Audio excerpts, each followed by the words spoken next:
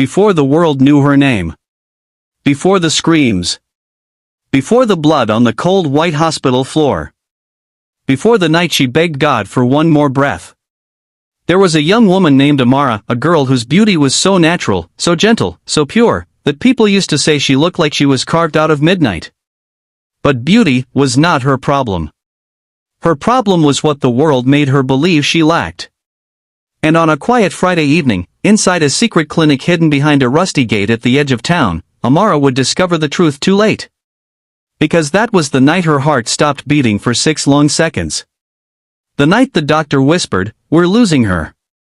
The night her life, her real life, slipped away, piece by piece, right before her eyes. This is the story of how a simple dream turned into a nightmare so dark, even the moon refused to shine. You are watching Nightfall Tales by Wura, where every story pulls you in, and never lets you go. Stay with me, this one will hold your breath hostage. Amara was the kind of girl who didn't need makeup to look beautiful. Her skin was dark like the calm night sky, smooth like fresh palm oil, and when she smiled, even people having a bad day would find themselves smiling back at her. At 24, she worked as a receptionist in a small hotel near the main road. Every morning, she tied her hair in a simple bun, wore her neat uniform, and walked with quiet confidence. She was not rich, not flashy, not the type to draw attention, yet somehow, attention always found her. People loved her because she was kind. Her neighbors loved her because she was respectful. Her customers at the hotel loved her because she treated everyone with gentle patience. But even though the world loved her, Amara did not really love herself. She saw herself as just ordinary. Too ordinary. Her hips were not wide. Her buttocks were small. Her shape was slim, simple, nothing special. She had heard people whisper it behind her back. Pretty face, but no body. If she just had small curves like this fine girl, but her backside no day talk. Those words stayed in her heart longer than anyone knew. Yet, she never changed. Never complained. Never tried to be like anybody else. Until, the day Nora returned. Nora had been Amara's close friend in secondary school before she traveled abroad. They had not seen each other for almost 5 years. So when Amara received the call that Nora was back in town and wanted to see her, she felt a warm excitement in her chest. She rushed home after work, changed into a clean dress, and walked to the cafe where they agreed to meet. The moment she saw Nora, her heart froze. Nora was no longer the slim girl she remembered. No. She was now shaped like an hourglass carved by an artist. Her waist was tiny, her hips were massive, and her buttocks pushed out boldly, like 2 soft hills under her gown. People inside the cafe turned to look at her. Men stared with wide eyes. Women stared with envy. Even the waitress nearly dropped her tray. Nora walked with confidence, her heels clicking like she owned the ground. "Amara," she screamed with excitement, hugging her tightly. But the hug felt different. Nora's chest felt bigger. Her body felt artificial. But Amara didn't know why. "Look at you," Nora said. "You haven't changed at all." Amara smiled, but her eyes were stuck on Nora's new shape. Nora laughed. "Oh, this new body? You like it?" Amara tried to look away, but she nodded slowly. Nora leaned close and whispered, "Baby girl, life is easy when you look expensive." Those words entered Amara's heart like a warm knife. They talked for hours, but Amara could not stop staring. Nora's clothes were tight, her makeup perfect, her confidence loud. She looked like someone who had seen the world and brought it back in her pocket. When they stepped out of the cafe, a man driving past shouted, "Fine girl. Come gimme your number." But he wasn't talking to Amara. He was talking to Nora. And right there, something small and painful cracked inside Amara's heart. As they walked home, Nora told her stories of luxury, attention, big money, and the good life she lived abroad. Then, Nora said something that changed everything. "Amara, you're too beautiful to be this simple. With a small surgery, your life will change. I swear." Amara laughed nervously. Surgery coup? For what? Nora touched her gently. For shape. She smiled. For confidence. She winked. For the life you deserve. Amara didn't answer. But that night, she stared at herself in the mirror for hours, touching her small hips, her flat backside, her slim figure. And for the first time in her life, she hated what she saw. That was the beginning. The silent beginning of a dangerous journey. A journey she did not know would cost her everything. The next morning, Amara went to work earlier than usual. But she couldn't stop thinking about Nora. Every time she closed her eyes, she saw Nora's shape, her confidence, the look on people's faces when she walked into the cafe. Suddenly, the hotel uniform that Amara had worn proudly for years now felt too plain. Her waist felt too straight. Her backside felt too small. Even the mirror at the hotel reception seemed to mock her. When one of the male guests walked in, Amara greeted him politely. But his eyes didn't stay on her for long. He brushed past her without a second glance. Her heart sank. All day, all she saw were women who looked fuller, curvier, more attractive to the world. The pressure had started. After work, Nora visited her at home. She didn't even sit before she began talking. Amara, you're stressing me. Why are you acting like surgery is a big deal? Everybody is doing it now. Amara swallowed hard. Nora, I'm scared. What if something goes wrong? Nora rolled her eyes. Nothing will go wrong. Look at me now. Was I not your mate before? See how I'm shining. But, it looks painful. Beauty is pain, my dear. Small thing nah. She walked closer and held Amara's hands. Listen. I know a clinic. Small place. Quiet. No stress. And the doctor is very good. He even gave me a discount because I brought people from the diaspora.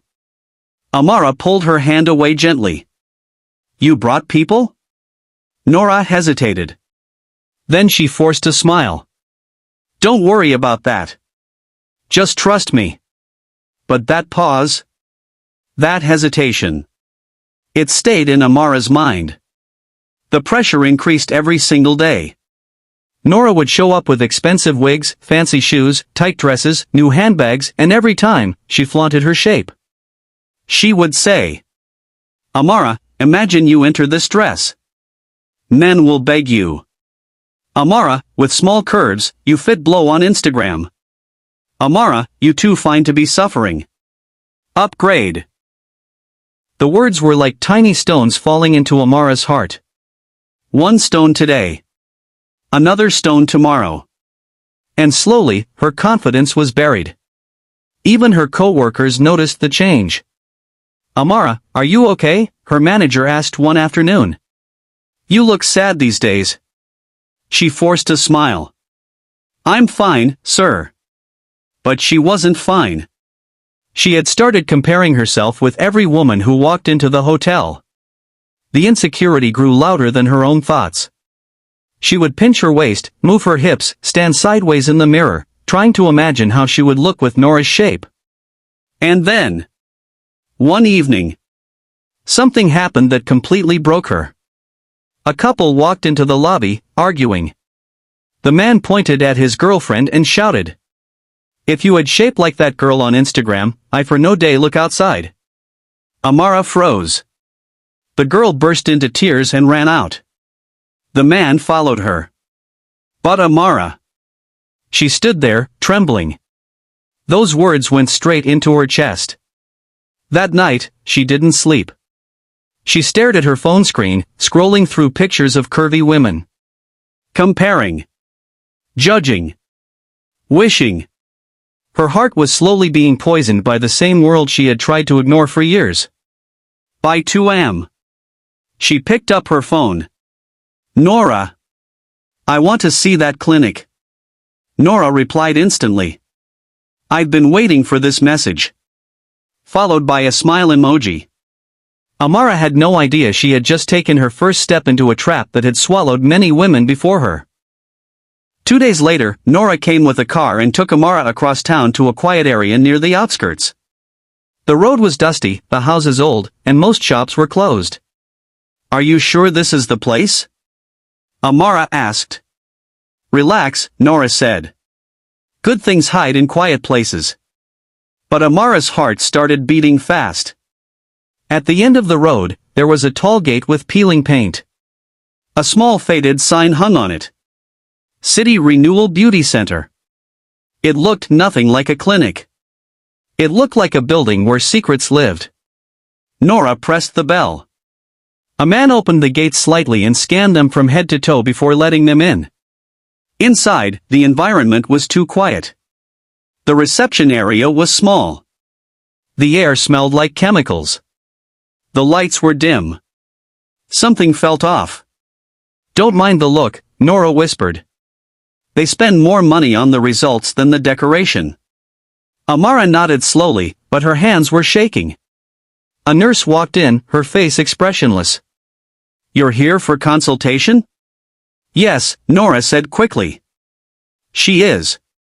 The nurse looked at Amara from head to toe. "You're perfect for the procedure." Amara felt a cold shiver. The nurse continued. "I will take you to the doctor. Follow me." As they walked through the hallway, Amara noticed something strange. All the other rooms were closed. Locked. Silent. Like nobody ever came out. When they reached the doctor's office, the nurse knocked and opened the door. Inside was a man in a white coat, smiling too much, like someone selling fake dreams. "Ah. Beautiful lady," he said. "Please sit."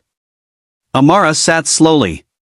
The doctor studied her body with eyes that looked too calculating. "You have the perfect canvas," he said.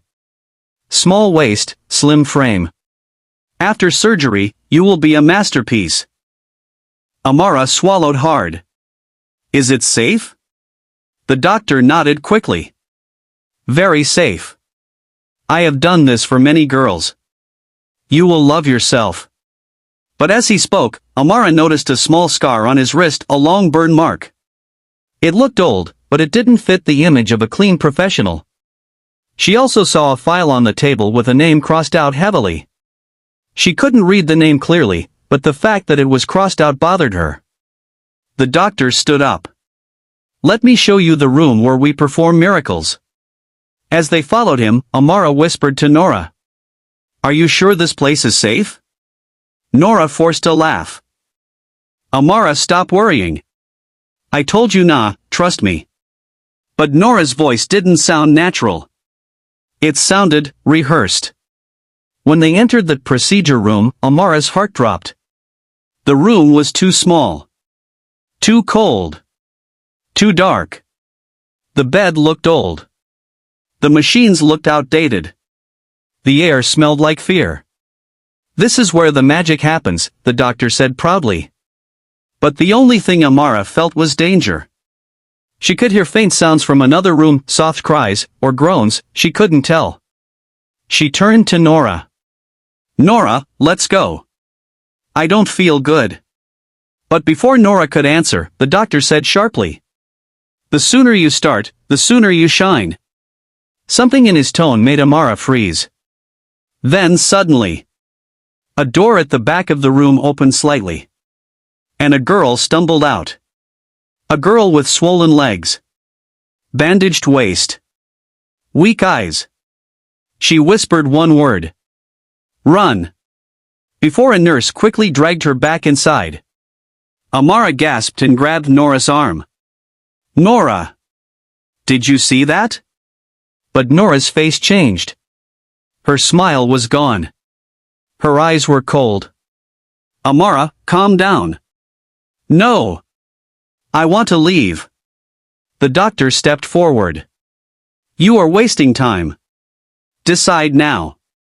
Amara's breath became heavy. Her chest tightened. Her heart raced. Nothing felt right. Nothing. She ran for the exit. But the nurse blocked her path. "Where are you going?" the nurse asked. Amara looked at Nora. "Searching for help." "Nora, please." But Nora only said quietly, "Amara, don't embarrass me." That was it. That was the moment Amara realized something deeper, darker, more dangerous was happening. Something she was already trapped inside. Something that would change her life, or end it. Amara stood there, frozen, staring at Nora in disbelief. The air inside the small clinic felt heavier now, like it was squeezing her chest. The doctor's smile had disappeared, replaced by an impatient frown. The nurse blocking the door tapped her foot slowly, as if waiting for Amara to run so she could catch her. "Nora," Amara whispered again, her voice shaking. "Why is that girl crying? Why did she tell me to run?" Nora looked away. Her jaw tightened. Her breathing changed. This was not the Nora she remembered. Finally, Nora forced a smile. "Amara, listen to me. Surgery is not sweet. People cry. It's normal. The girl is reacting to painkillers, that's all." "That's all?" Amara snapped. Her legs were swollen. She looked like she was dying. Nora walked closer and held Amara's shoulders. "Look, you're scared. I understand.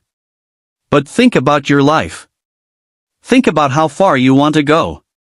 Think about how people will look at you when your shape changes. Men will follow you. Brands will call you. You will make money. Don't throw away the chance." But the shaking in Amara's body didn't stop. She shook her head. "I want to go home." The doctor stepped forward sharply. His voice was cold. "If she goes home now, she won't come back. Don't let her waste time. Bring her form. Let her sign." Nora hesitated. Her eyes softened for a moment, just one moment. It almost looked like fear passed through her own face. Then she whispered, "Amara, please don't embarrass me. I already spoke to these people for you." "For me?" Amara stared at her. Or was it for something else? The pause Nora gave earlier was now replaying in Amara's head like a broken record. "Nora, did they pay you to bring people here?" Silence. Dead silence. The doctor's face tightened. The nurse shifted her feet. Nora swallowed hard, then looked away. Amara stepped back, heart racing. "Oh my God. Nora." "It's not what you think," Nora said quickly. "It's just small commission. Very small. I only get paid when someone." "So you brought me here for money?" "No." Nora grabbed her hand. "I brought you here because you deserve a better life. Yes, I get a commission, but that is not why." Amara pulled her hand away sharply.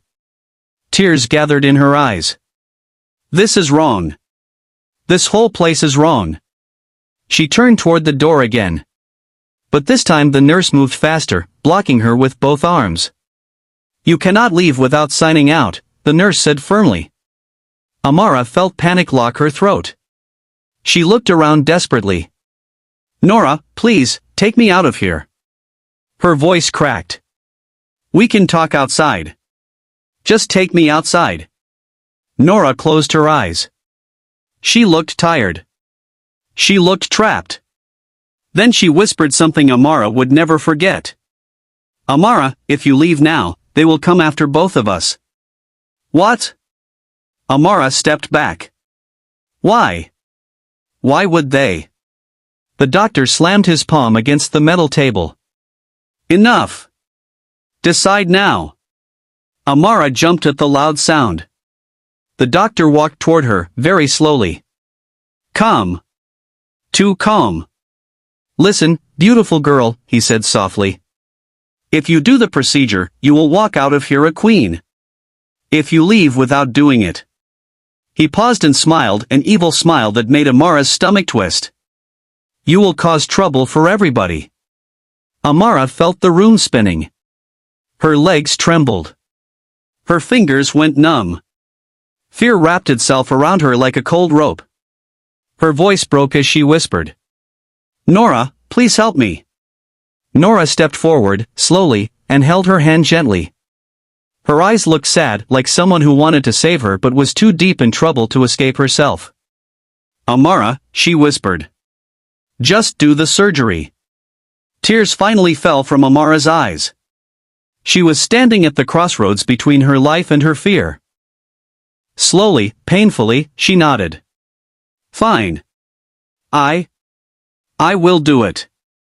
Nora exhaled, relieved. The doctor smiled that strange smile again. The nurse walked away from the door. And just like that, Amara had made the most dangerous decision of her life. But deep down, she knew it wasn't her decision at all. It was fear's decision. Fear of judgment. Fear of disappointing Nora. Fear of what the clinic might do if she refused. And once she signed the form the nurse placed in front of her, she felt something inside her break. The line between who she was and who she was about to become faded completely. Amara couldn't sleep. She lay on her bed, staring at the ceiling, watching the shadows move like ghosts. The fan above her spun slowly, but the air still felt hot and heavy. Her mother noticed. "Amara, my child, what is worrying you?" Amara forced a smile.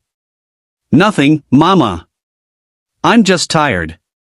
But Mama was not convinced. She sat beside her daughter, placed a hand gently on her back, and whispered, "Your heart is not at peace. Talk to me." Amara turned her face to the wall, hiding her tears. Mama continued softly, "You know you can tell me anything. Even the thing you're afraid to say." Those words cut deeper than any knife. Amara wanted to confess everything, the clinic, the pressure, the fear, the decision, but something stopped her. Shame. She didn't want her mother to see her as weak.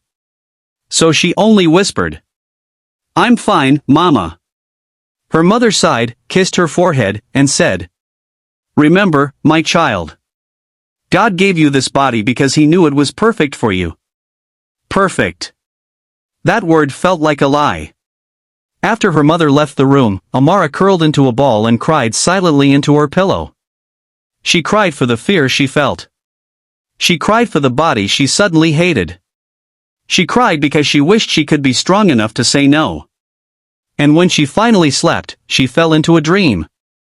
A dream so vivid, so strange, so frightening. She stood in a long, dark hallway. Cold. Quiet.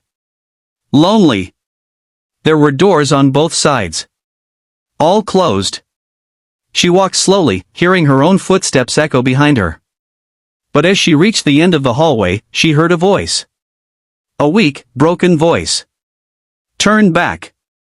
She froze. Don't do it, the voice said again. It sounded like someone in pain. Someone crying.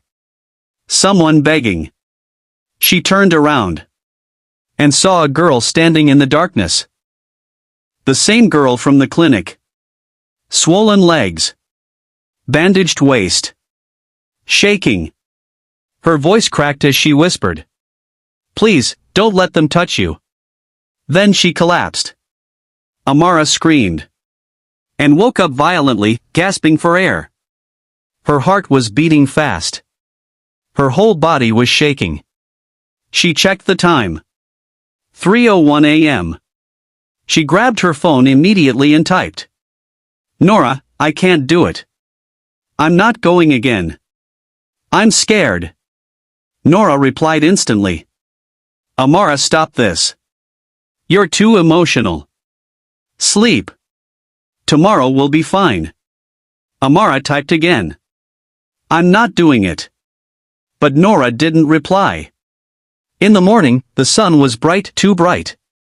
It felt wrong, like the world didn't know something dark was waiting. Amara wore a simple dress and stepped outside. She planned to tell Nora face to face that she had changed her mind. But the moment she walked out of her compound, she saw Nora's car already parked in front. Engine running. Nora sitting inside. looking serious.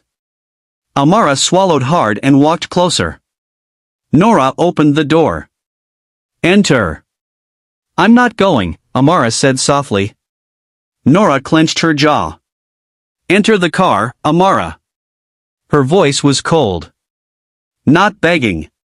Not friendly. Just cold. Amara stepped back. Nora, please don't force me. Nora stared at her, not with anger, but with fear. Amara, if you don't enter that car, we are finished. We? Nora, what is happening? Nora looked around, breathing fast. Then she whispered. Amara, please don't make them angry. Who? Nora wiped her forehead nervously. Just enter the car. At that moment, a black-tinted vehicle slowly drove down the street. Nora froze. She whispered again. Amara, please, enter now. Fear climbed up Amara's spine like a hand made of ice. When they arrived at the clinic, the sky had become cloudy, as if the weather itself sensed danger. The air was thick and silent, and the tall gate opened slowly like the entrance of a prison. Amara's legs shook as she walked inside. The nurse was already waiting. No greeting. No smile. Just a cold command. Follow me. Nora walked behind them, her phone clutched tightly in her hand, almost like she was afraid to let it go. Amara was taken into a small room with a hospital bed. The walls were pale. The smell of chemicals stronger than yesterday. The lights too bright. The nurse handed her a gown. Change. Amara held the gown but didn't move. Nora, she whispered. Stay with me. Nora nodded and stepped inside, but a second nurse blocked her. She cannot enter this room. Let her stay. Amara cried. But the nurse shook her head. Only patients allowed. Then she closed the door. Amara's heart hammered against her chest so hard she thought it would jump out. Her legs were shaking so badly she almost couldn't stand. Her breath was fast and shallow. Slowly, painfully, she changed into the gown. When she looked at her reflection in the small mirror, she didn't see herself. She saw a girl who was afraid. A girl who wanted to run. A girl who didn't recognize her own eyes anymore. The nurse returned. Lie down. Amara lay on the bed. The cold metal touched her skin. She gasped. Her fingers gripped the sheets tightly. The doctor walked in. Still smiling. Still calm. Are you ready, beautiful? Amara wanted to scream and oh. She wanted to jump off the bed. She wanted to run outside. She wanted her mother. She wanted her old life. She wanted to be safe. But her voice didn't come out. The doctor didn't even wait for an answer. Give her the anesthesia. The nurse inserted a needle into her arm. Amara felt the cold liquid enter her vein. Her heart raced wildly. Her vision blurred. Her fingers trembled. Nora, she whispered weakly. Nora, where are you? The doctor leaned close and whispered. Don't worry. You will wake up new. But something about his smile made it clear. Not everyone woke up. Her eyes grew heavy. Her breath slowed. Darkness crawled over her vision like a shadow swallowing light. Just before she passed out completely, she heard something. A voice. A man's voice. Not the doctor's. A different one. Doctor, the girl from yesterday didn't make it. What should we do? Amara's eyes fluttered. She heard the doctor say quietly. Hide her. We have a new one now. Focus on this one. Her heart stopped. Not literally.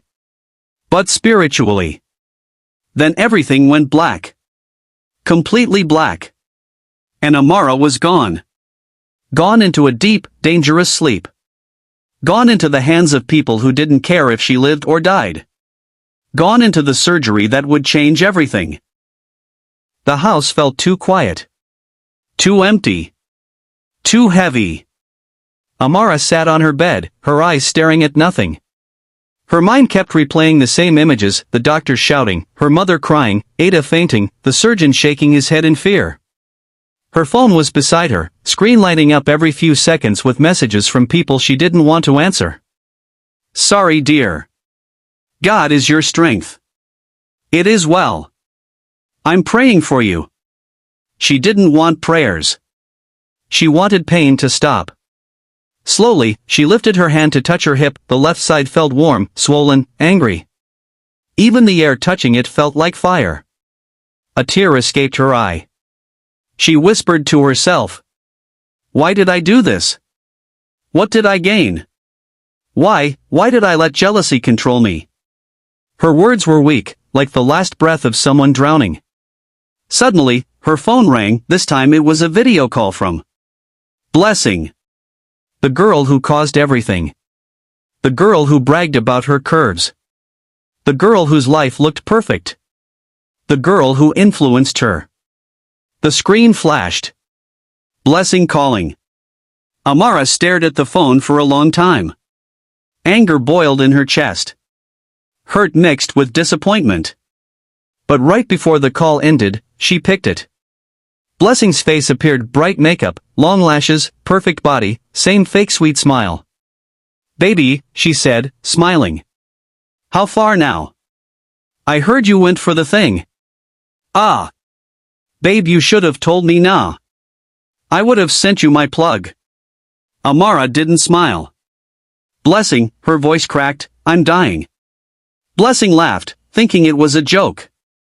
Then Amara raised her phone a little. The camera captured the swollen red side of her hip. Blessing's smile disappeared instantly. Her eyes widened. Jesus. Amara, who did this to you? You did, Amara whispered. You influenced me.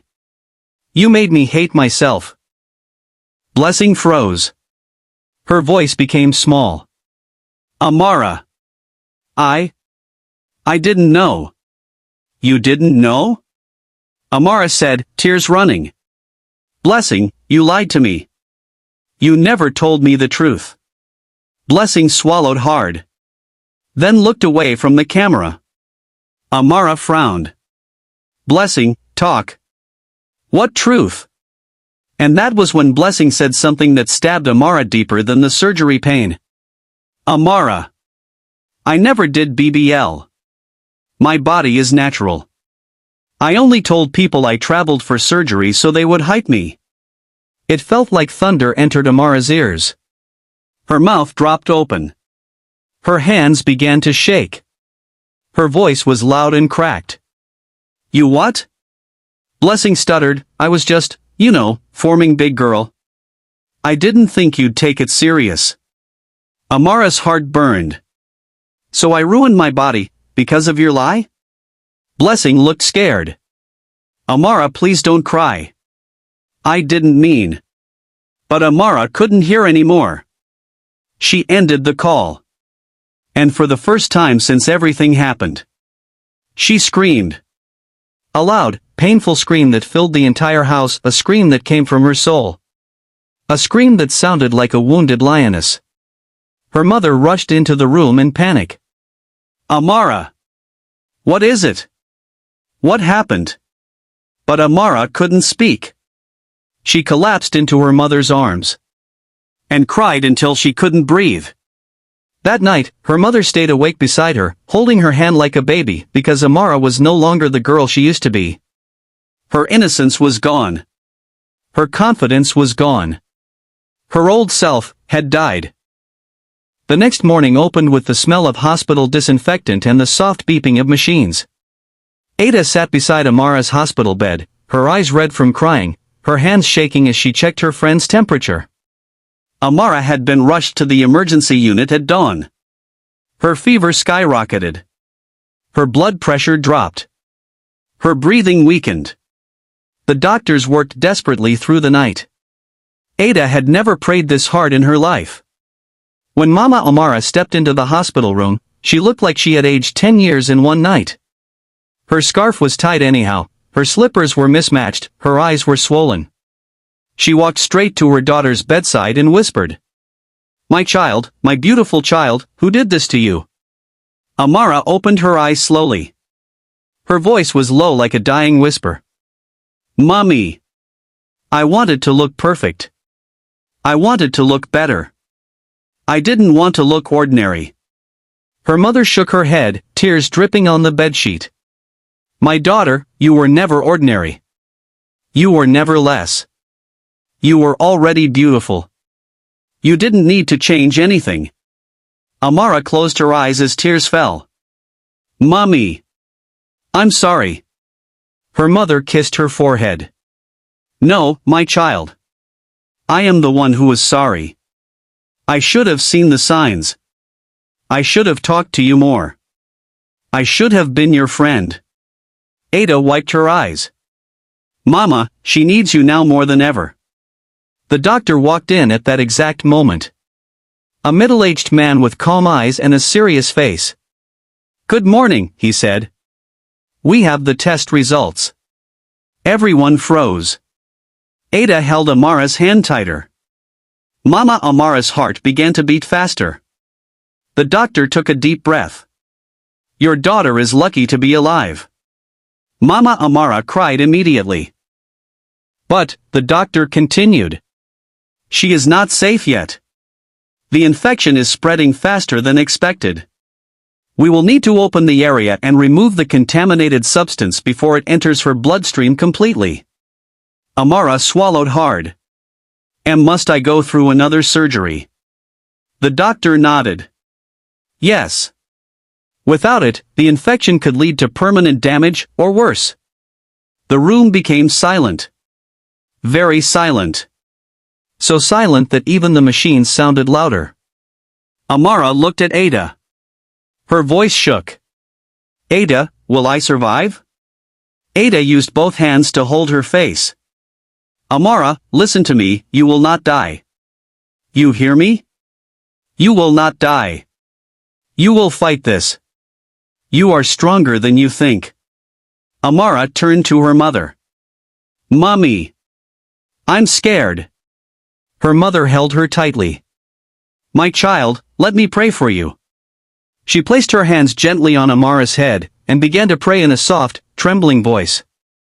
She prayed like a mother who had nothing left. She prayed like a woman who had cried all her strength away. She prayed like someone who was wrestling with death itself. Every word was soaked in tears. Every sentence was filled with fear. Every whisper was a plea for God to spare her child. After praying, she wiped her eyes and kissed Amara's hand. "My child, you will live. Do you hear me? You will live." Amara nodded weakly. The doctors prepared her for surgery. As they rolled her bed out of the room, Ada ran after her and held her free hand. "Amara, listen to me," Ada said in a shaky voice. "When you come out from that surgery, we will start again. New life. New mindset. No more pressure. No more pain. Just you, just the real you." Amara smiled faintly. "Promise?" Ada nodded. "I promise with my whole heart." Amara was wheeled away. And Ada broke down, falling to her knees in the hallway. Because she had seen death before. But she had never seen it this close to her best friend. The surgery lasted 3 hours. 3 long, terrifying hours. Ada and Mama Amara sat in silence in the waiting area, staring at the long corridor that led to the theater room. Every footstep made them jump.